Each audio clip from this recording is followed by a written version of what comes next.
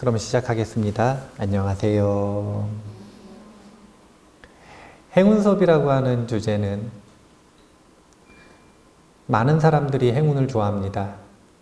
그런데 행운을 기다리는 것 말고는 행운을 구하는 방법을 잘 몰라요. 그래서 부처님께서는 행운을 3단계로 준비하고 만드는 과정을 말씀하셨어요. 심고 보고 잡는다. 행운의 원인을 심지 않으면 그건 그냥 우연이에요. 그래서 행운의 원인이 무엇인지를 분명하게 알아서 그것을 심고 끝나는 게 아니라 관찰해야 돼요. 열매가 열리는지 안 열리는지, 필요한 게 뭔지. 그래서 보고 열매가 열리는 타이밍이 왔으면 잡아야 돼요. 안 그러면 썩어요. 그래서 심고 보고 잡는 능력 모두가 필요한 게 바로 행운을 잡고 행운과 함께하는 삶입니다. 오늘 38가지 체크리스트 중에 주제가 이런 주제입니다. 바른 직업을 가지는 것이 으뜸 가는 행운이다. 직업 정말 중요합니다. 안 좋은 직업을 가지잖아요. 직업을 바꿀 수 있으면 바꾸는 게 최고 좋고, 그렇지 못하다면 그 악업을 참여하는 일을 계속해야 합니다. 그 악업을 감당해야 돼요. 바른 직업을 가진다는 게 왜 중요한가? 우리가 직업에 따라 업무를 보는데 인생의 3분의 1을 씁니다. 하루 8시간을 쓰니까. 하루 8시간을 쓰니까. 그래서 바른 직업이 삶에서 정말 중요한데요. 오늘 내용을 요약하면 이렇습니다. 첫 번째, 자기 효용감에 대한 이야기를 할 거예요. 무슨 얘기를 할 거냐면, 나는 어떤 쓸모가 있을까? 이거 한번 해볼 거예요. 각자 생각해 봐야 되거든요. 내가 세상에서 친구들에게, 가족들에게 내 삶 속에서 나는 어떤 쓸모가 있는가? 두 번째는 사람 구실에 대한 이야기를 할 겁니다. 사람 되기도 어렵지만 나이 든다 그래서 세월 지난다 그래서 다 사람 되는 거 아닙니다. 웅녀처럼 쑥과 마늘을 먹으면서 100일은 살아야 돼요. 근데 사람 됐다고 끝나는 게 아니에요. 사회적으로는 사람 구실을 해야 되는데 사람 구실 못하는 사람 많거든요. 그래서 사람 구실의 핵심은 이겁니다. 내가 쓰는 만큼은 내가 번다. 내가 쓰는 만큼은 내가 번다. 이게 되지 않으면 반드시 누군가에게 고용되어 있다고 생각하셔야 돼요. 내가 쓰는 돈을 주는 사람, 그 사람이 나의 고용주라는 걸 분명하게 알아야 됩니다. 그렇지 않으면 안 돼요. 사람 구실에 대한 이야기 해보고요. 그 다음에 몸값 높이기에 대한 이야기를 해볼 거예요.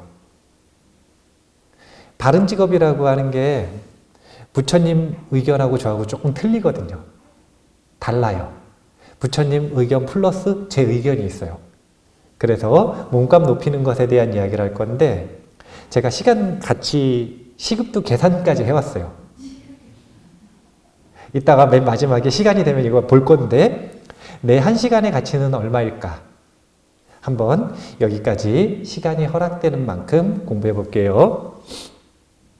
자, 자기 효용감부터 가보죠. 문제 내볼게요. 오랜만에 집에 전화했더니 할머니 또는 어머니가 이런 말씀을 하세요. 아이고, 요즘 농사일 너무 힘들어서 허리가 아파 죽겠다. 이렇게 말씀하셨어요. 자, 그러면 이 말이 무슨 뜻인지 한번 맞춰보는 거예요. 자, 이 말은 무슨 뜻인가? 자, 1번. 일 좀 그만하고 싶다. 시간 내서 오든가 전화 좀 해라. 용돈 좀 보내라. 자, 1번, 2번, 3번 중에 뭘까요? 4번 없습니다.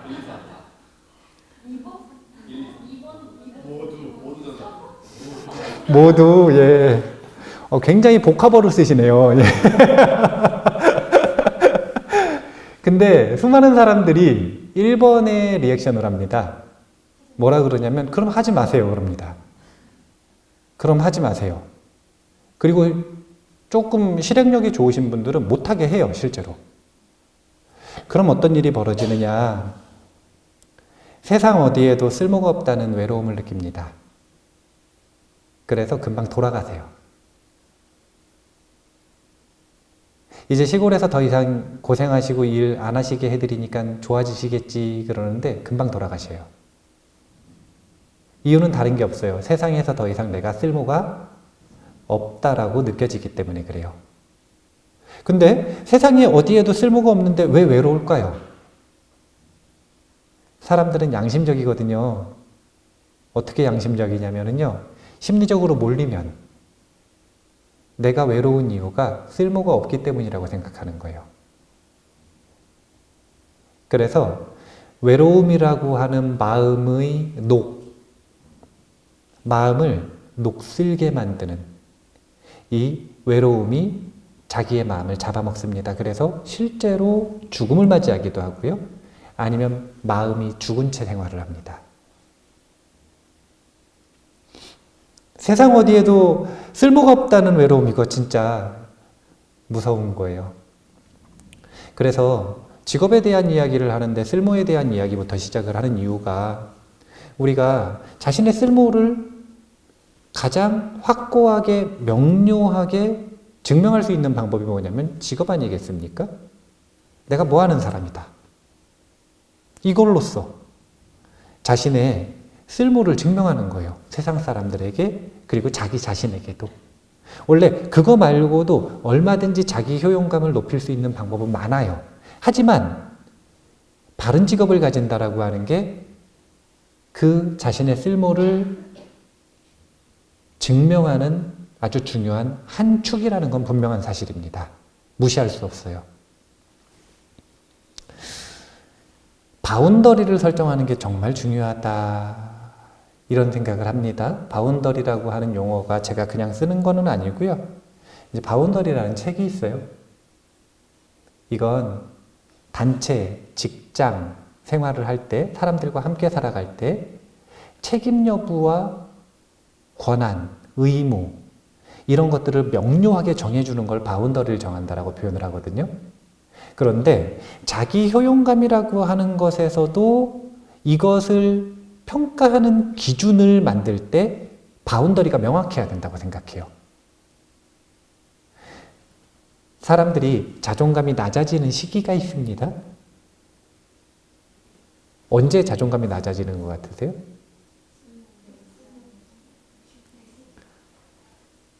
첫 번째, 자신의 안전이 위협을 받으면 자존감은 낮아집니다. 자기 안정감이 사라진다 이렇게 표현을 해요. 안정감이 사라진다는 건 갑자기 전쟁이 나버렸어. 갑자기 나를 보호해주던 누군가가 사라졌어요. 갑자기 집이 망했어요. 예를 들어서. 그러면 갑자기 자기 안정감이 사라지니까 원초적인 두려움이 느껴지는 거예요. 그리고 이 두려움을 극복하지 못하는 한, 자기의 안전이 확보되지 않는 한 자존감은 낮아지는 거예요. 그런데 그거 말고도 예를 들어서 너는 쓸모가 없다 이런 말을 들었어요. 그런데 공감이 되는 거라.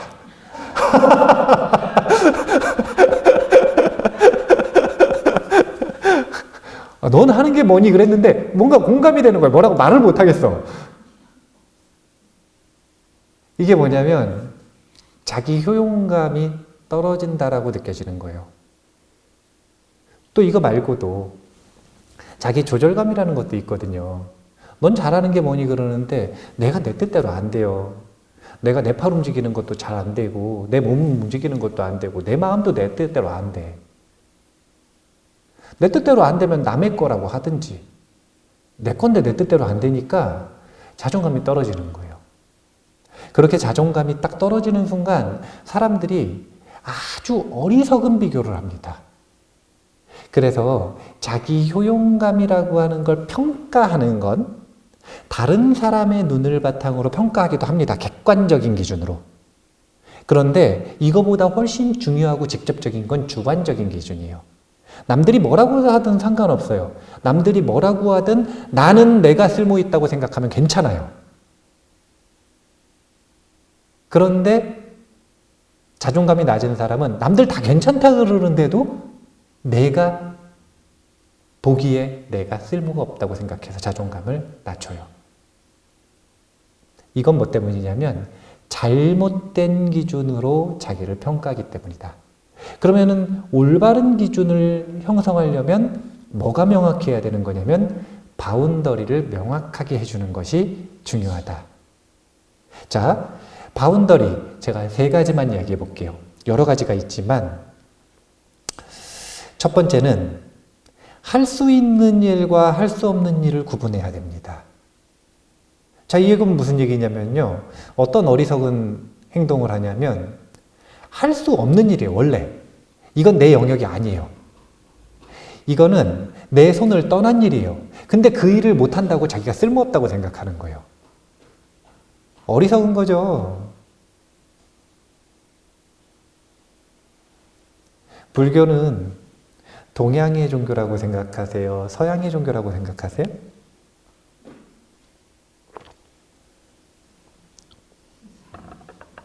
아, 질문을 잘못했어요. 불교는 메이드 인 코리아예요? 메이드 인 차이나예요? 메이드 인 인디아예요? 아, 묵묵부답이네요. 네. 아, 석가모니 부처님이 석신 줄 아시는 분들이 있더라고요. 한국 분인 줄 알고.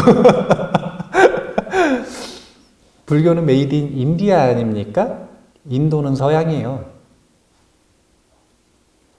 인도는 서양입니다. 지리학적으로는 유라시아라 그래서 동서양의 중간쯤 있지만 그 인도 문화를 주도한 종족은 아리아인이라 그래서 그리스인 계열의 인종이에요. 그러니까 서양인이에요.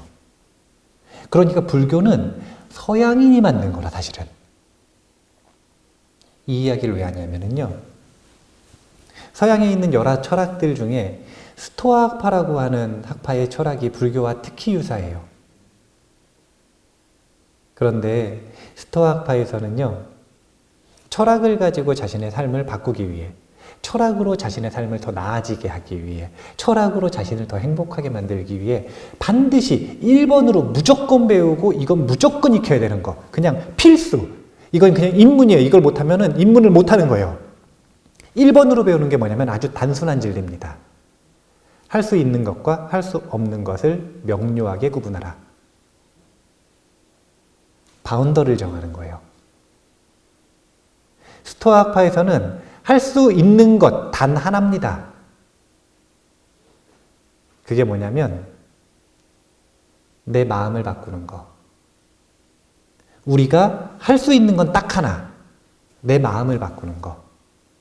할 수 없는 건 뭔가요? 나머지 전부 다요. 내 몸도 내 마음대로 안 되고, 친구 마음도 내 마음대로 안 되고, 친구 몸도 내 마음대로 안 되고, 가족도 내 마음대로 안 되고, 상황도 내 마음대로 안 되고, 그건 원래 할 수 없는 것이라고 하는 걸 아예 인정하고 시작하는 거. 이게 스토아 학파의 입문이에요. 이게 안 되면 그냥 이미 어리석은 거예요. 이유는 다른 게 없어요.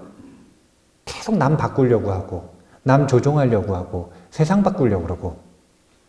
그거 쓸데없는 거 하느냐고 오직 유일하게 바꿀 수 있는 나를 바꾸는 책임은 멀리하고. 할 수 없는 것에 몰두하느냐고 할 수 있는 유일한 것에 게을러지는 거죠. 이 태도를 가지고는 개선할 수 있는 게 단 하나도 없어요. 바운더리를 설정하는 겁니다. 내가 바꿀 수 있는 것, 할 수 있는 것과 내 손을 떠난 것을 분명하게 구분할 줄 알아야 한다. 자직이 효용감은 할 수 없는 것에서 찾는 게 아닙니다. 할 수 있는 것을 잘하고 있다면 나는 쓸모가 있는 거예요. 그런데 할 수 없는 일임에도 불구하고 해야만 되는 일이 있어요. 세상을 바꾸지 못해요. 그렇다고 해서 불합리, 정의롭지 못한 상황을 그냥 보고 버티기만 해야 되느냐? 아니죠. 바꿀 수 없다는 걸 알면서도, 내가 결정할 수 없는 일이라는 걸 알면서도 정의를 위해서 싸울 수도 있겠죠. 해야만 되는 일이 있는 거예요. 이것은 의도, 자신의 목적, 욕구하고 연결이 있는 겁니다. 할 수 없는 일이지만 해야만 한다. 그럼 도전해야죠. 할 수 없는 일인데 해야만 해야 된다, 해야만 해야 한다 라는 이 바보 같은 욕망을 인간이 쫓지 않았다면 인간은 결코 우주로 나아갈 수 없었을 거예요. 인간이 우주로 나아갈 수 있는 이유는 원래 할 수 없는 일인데 그것이 해야만 하는 이 목적과 만나서 기적 같은 일을 만들어낸 거예요. 내가 해야만 하겠다, 무조건 해야 한다라고 결정했다면 그 바운더리 내에서 자기 효용성을 찾는 겁니다. 하지 않아도 되는 일, 할 필요도 없는데 그리고 하지도 못하는 일, 이렇게 바운더리 바깥에 있는 걸 가지고 나 비교하고 다른 사람 비교하고 이러면 안 돼요. 세 번째도 있어요. 이것도 중요합니다. 책임 여부를 따지는 건 진짜 중요한 거예요. 이게 왜 중요할까요? 책임 따라 권한이 달라지기 때문에 그래요.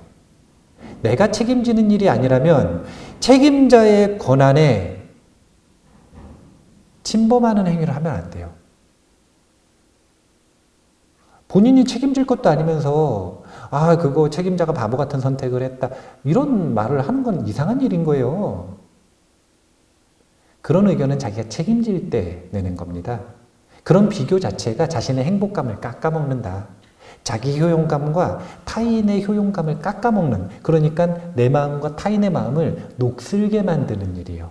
내가 책임지고 내가 해야 되고 나의 의무고 나의 권한 안에 있는 그 일 속에서 그 바운더리를 명확하게 해서 그 속에서 나의 쓸모를 찾아야 한다.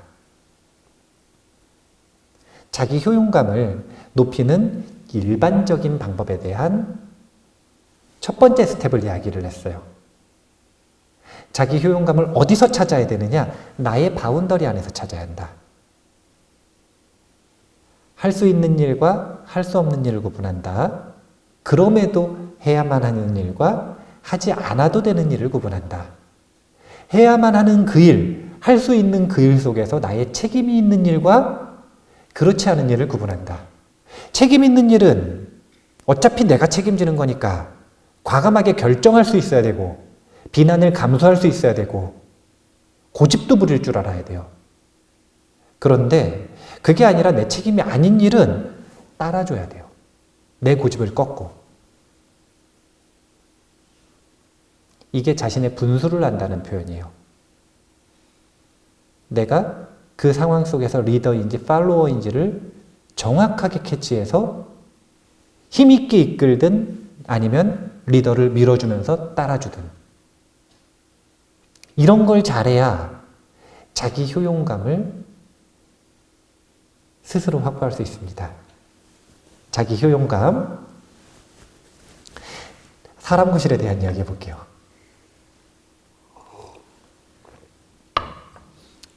이건 정말 단순한 거예요. 사람 구실은. 흥부 놀부 이야기 해보겠습니다. 흥부가 좋은 사람이에요? 놀부가 좋은 사람이에요? 흥부가? 흥부는 진짜 능력 없는 사람이요. 사람 구실 못하는 사람. 사람 구실을 못해요, 흥부는. 내용 한번 읽어볼까요? 한번 같이 읽어볼까요? 그는 자기 운명과 생명을 전적으로 남에게 의지하고 있다. 그는 찢어지게 가난한데 아이를 24명이나 낳았다. 그들에게 이불 대신 멍석을 덮고 자게 했다. 그것도 한 멍석에 머리만 나오게 구멍을 22개 뚫어서 그것을 덮고 자게 했다. 그 중에 누구 하나가 밤중에 소변을 보려면 다 일어나서 나가야 한다. 그런가 하면 그에게는 첩까지 있었다. 이게 흥부의 상황입니다. 이게 흥부의 상황이에요. 시간 관리 능력 없고, 자기 경제 관리 능력 없고, 그리고 그냥 사람 구실을 못하고. 사람이 착한가 안 착한가 이걸 말하는 게 아니에요. 우리 사바세계는 가만히 앉아가지고 케이크 그러면은 케이크 날라오는 나라가 아니잖아요. 극락가, 극락. 극락세계 가면 하루에 6번씩 원하는 물건이 하늘에서 비처럼 내린대요. 그래서 욕심이 없대요. 왜냐면 원하는 게 자동 드론 택배 시스템으로 자기 문 앞에 그냥 배달이 되니까. 이렇게 전혀 욕망을 불러일으킬 필요가 없는 세상을 정토라 그래요. 그런데 원하는 거 하나, 사과 한쪽이라도 얻으려면 싸워야 되는 세상. 이런 세계를 사바세계라 그래요. 근데 우리는 사바세계를 살고 있어요. 이 속에서는 자기의 생존과 자신의 소중한 사람들의 생존을 지키기 위해서는 경쟁에서 이길 줄 알아야 돼요. 경쟁을 심하게 해라 이런 얘기가 아니에요. 그냥 자신의 생존을 지킬 만큼은 책임을 져야 된다는 거예요. 그걸 사람 구실이라고 합니다.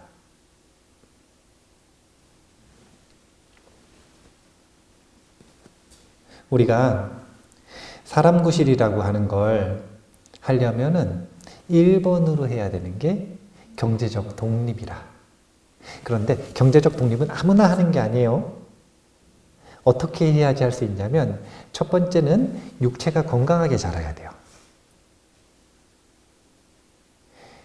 두 번째는 그래도 정신적으로 이상이 없어야 돼. 그러면 어느 정도 육체와 건강이 좀 성숙해졌다. 그러면 나가가지고 일을 할 수가 있어. 어떤 일이든 해야 돼요. 힘이 생기면 1번으로 해야 되는 건 내가 먹고 사는 건 내 두 팔과 두 다리를 움직여서 정직하게 내 입벌이는 내가 해야 돼요. 그걸 보고 성인이라고 합니다. 그걸 보고 성인이라 그래요. 주민등록증이 나와도 내 입벌이를 내가 못하면 그러면 성인이라고 할 수가 없어요. 그냥 나이가 찬 거죠. 사실은 나이가 찬 게 아니라 몸이 녹슬기 시작한 거죠. 그냥 몸이 낡아가는 신호일 뿐이지 그게 정신의 성숙을 보장해 주지도 않고 사회적인 사람의 구실을 보장해 주지도 않아요. 내 생존은 내가 책임진다. 이것을 시작하는 것을 경제적 독립이라고 합니다. 우리가 바른 직업을 가지고 있다는 게 으뜸가는 행운이라고 하는 건 바른 직업이라는 건 이미 경제적 독립을 했다는 거고 사실은 나아가서 이 경제적 안정을 했다는 건데 내 입벌이를 경제적 독립은 내가 하기 시작하는 것이에요. 언제쯤부터 돈을 버나요, 요즘에는? 아니, 재능이 틀린데 굳이 왜 수리 언어 능력을 필요로 하는 학교 교육을 그렇게 목숨을 걸고 하느냐 이거예요.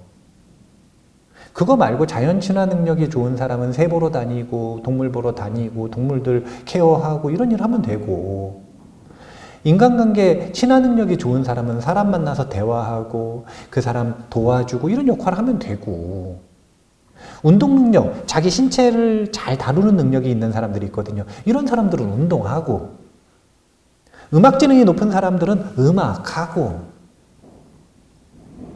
8가지나 지능이 있는데 굳이 왜 똑같은 걸 계속 그렇게 하는지 모르겠어요. 돈을 조금 벌면 조금 쓰면서 많이 못 벌면 많이 못 버는 대로 쓰면서 자기가 자기 입벌이를 책임을 지는 연습을 해야 독립이 되지. 그게 안 되면은 나중에 갑자기 마법처럼 갑자기 독립이 되느냐 안 된다니까요. 내 입벌이를 내가 하기 시작하는 것 이게 경제적 독립의 시작이에요. 그러니까 독립도 단계가 있는 거죠. 독립을 위해서 준비하고 있다면 부모님에게 감사할 줄 알아야 하고, 부모님이 의식주를 제공을 해주면서 예를 들어서 가치가 한 월 100만 원을 나에게 제공하고 있다. 그럼 100만 원어치 효도를 해야지. 어디 무슨 그 자기가 고용주인 것처럼 돈 더 안 준다고 막 뭐라 그러고. 말도 안 되는 잘못된 사고방식을 가지고 있는 것 같아요. 경제적 독립은 나이가 차면 의무라는 걸 알아야 합니다. 그런데 이것을 넘어가서 몸값을 높이면 경제적 안정이 되기 시작하거든요. 내게 의존하는 타인의 생존에 도움을 조금씩 줄 수 있게 돼요. 이게 왜 그러냐면 경제적 독립은 경제적 안정으로 넘어가기 전에 어떤 차이가 있냐면요. 경제적 독립은 하루 벌어서 하루 먹고 사는 거예요. 그래서 하루만 안 벌면 굶을 것 같은 상황. 한 2, 3일 정도 쉬면 굶을 것 같은 상황. 이런 상황에 놓여 있으면 아직 경제적 안정을 못 이룬 거예요. 근데 한 1년 정도는 내가 안 벌어도 그래도 까먹을 게 좀 있다. 그러면 경제적 안정이 좀 이루어지기 시작을 한다? 이렇게 생각하시면 돼요. 그러면 여분이 좀 있죠? 그래서 그 여분을 가지고 사랑하는 사람을 도와줄 수 있다든지, 내가 책임져야 되는 사람을 좀 도와줄 수 있다든지, 아니면 길고양이한테 추루비라도 좀 줄 수 있다든지, 뭔가 할 수가 있는 거예요. 내가 못 먹고 사는데 줄 수가 없거든요. 고양이 거 뺏어 먹어야지.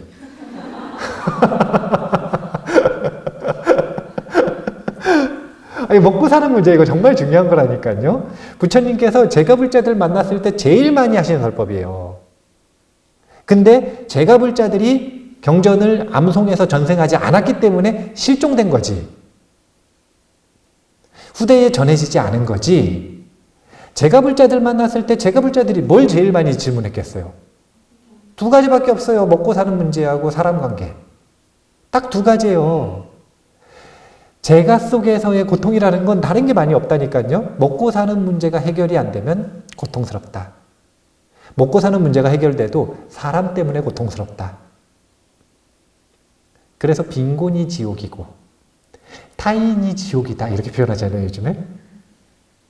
안 좋은 인간관계는 지옥과 같은 것이고 경제적인 안정이 안 돼서 빈곤하면 지옥과 같은 거예요. 지옥 따로 없습니다. 화탕지옥 가실 거 없어요. 경제적인 안정과 좋은 관계를 이루지 못하면 여기가 지옥이요.